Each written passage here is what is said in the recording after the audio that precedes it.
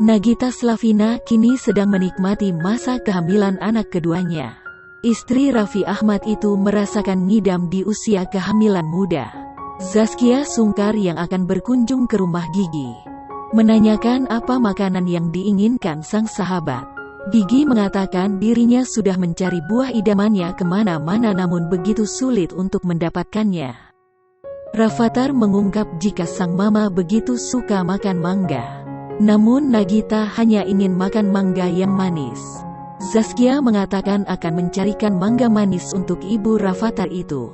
Zaskia meminta Siren sungkar untuk mencarikan mangga manis. Istri Irwansyah itu membujuk adiknya untuk membelikan Nagita Slavina mangga manis.